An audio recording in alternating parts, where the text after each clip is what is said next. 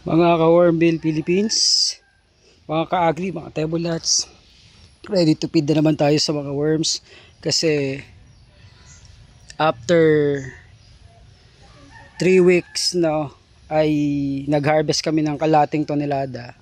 So ngayon ay meron na naman kaming another kalahating tonelada or 500 kilograms na worms na i-release. Yan, kaya kami ay kain ngayon. So ito yung bed na nakuhanan ng father ko ng kanyang 10 kilograms and another 4 kilograms. And then yun naman kabilang yan, last month nakuhanan niya ng 12 kilograms, 2 kilograms and another 4 kilograms. So naka 16 kilograms yan.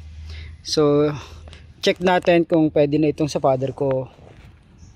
Yan. So meron na. At saka nakita nyo may mga kinain na yan. Yun.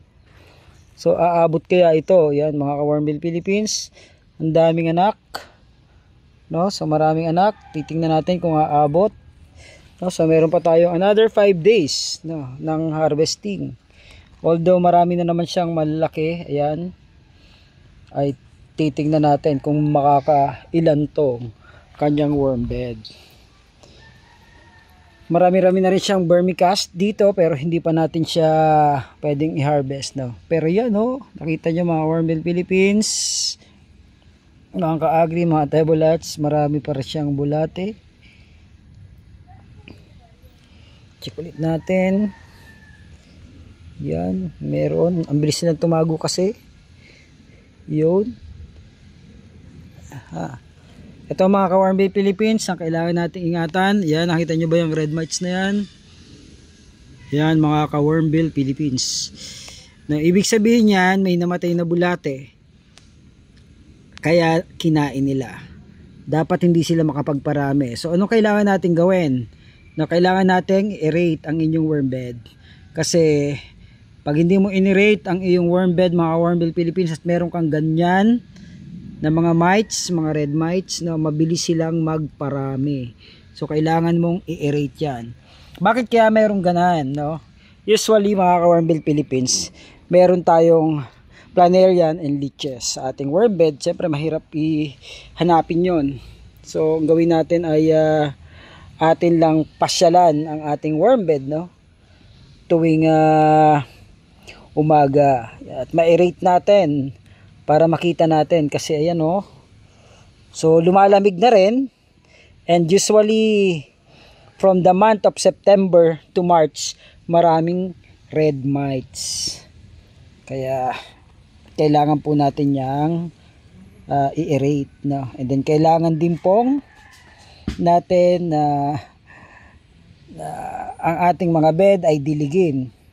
Aeration, diligin, no? Para wag tayong makainan, no, ng bulate. Kung ito ay magtatag-init, mga ka-Wormbill Philippines, mga ka-agri, mga tebulats, mabilis na mauubos or madideplete ang ating mga bulate. Yan. So yan, ito ay hindi masyadong, ito katulad dito, hindi siya masyadong basa kahit nag-uulan.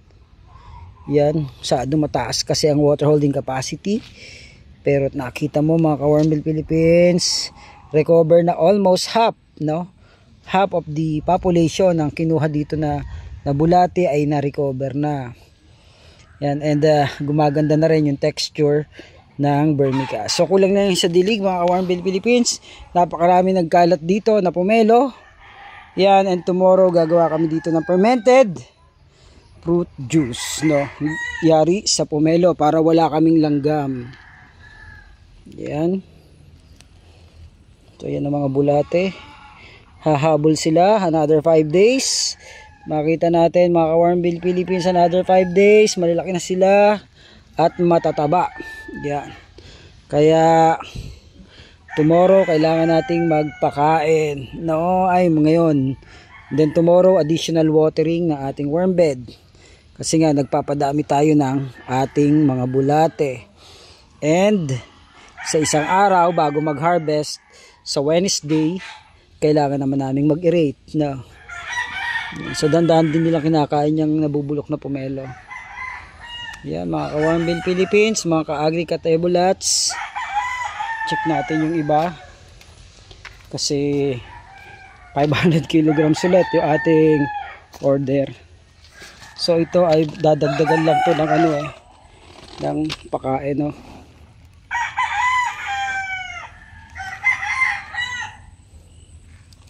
Yan, mas matataba dito yung bulate.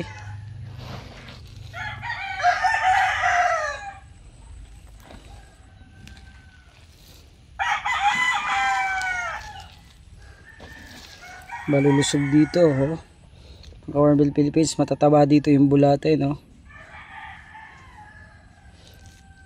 Hello. Kasi malamig dito ng konti. Yan, so hoping na umabot ito this coming Friday, no? So ang pa-harvest ko pa naman ito ay Saturday. Doon sa loob napakakapal ng aming bulate. So pag hindi ito aabot mga Warmbill Philippines, ay hayaan muna natin to kasi meron pa naman tayong additional 500 kilograms this coming November, no. Yun, gumagalaw.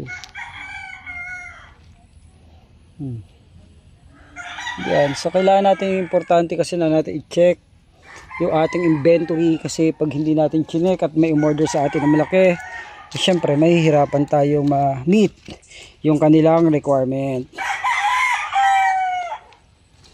Yan, so ito for harvesting yung vermicast niyan.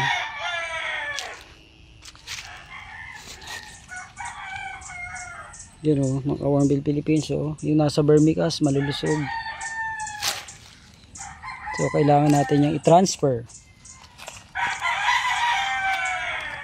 Yan o, diba, kalusog yan o. Transfer natin sila dyan para dyan sila mag-feed. So ganito lang yung ginagawa ng mga Warmbill Philippines. Kuhanin mo lang yan, dun yung nasa vermicast. Tanggalin mo lang, then ilipat mo sa kabilang bed para mapuro mo yung vermicast, no. Yan o. Yun o, di ba? Matutaba. Ganda ng kulay, di ba? Nagkukulay violet. So indicator, yan na hindi payat ang inyong mga bulate, mga Warmbill Philippines, mga ka-agri, mga ka-tebulats. Yan, hanggang sa malinggit kukunin mo yan. Palipatin mo doon para doon sila mag-mate and then doon sila mangitlog. So, konti na lang iitlog dito.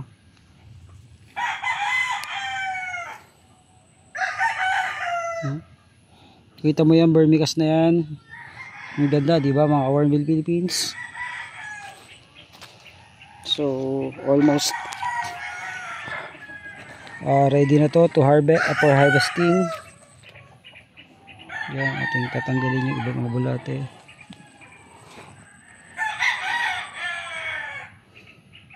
And then itong mga ibang bulate, iaalis natin yan, no? So pag nakita ko ibang mga bulate na lumbricus, so tanggalin natin kasi hindi siya composting worms. Yan o, dami. Lipat natin doon.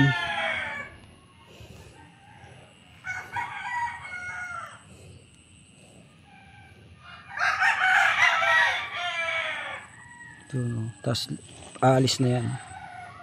Lulubog, I mean. Ganito lang ang ginagawa mga ka-Warmbill Philippines. Then para mapuro mo yung vermicast. Yan, puro na yan. Ayun doon na siya.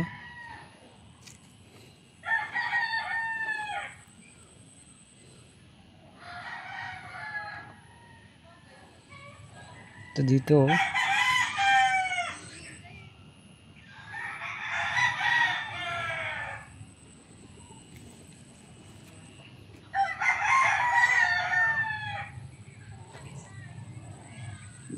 Ito yan, Warmbill Philippines. So.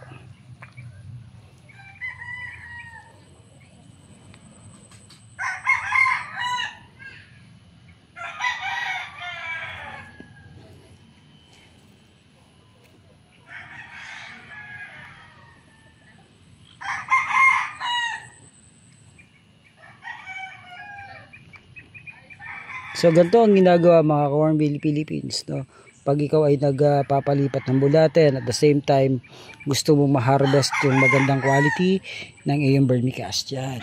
Ang Hornbill Philippines, nakita mo ba yan? So casted na yan, masyado lang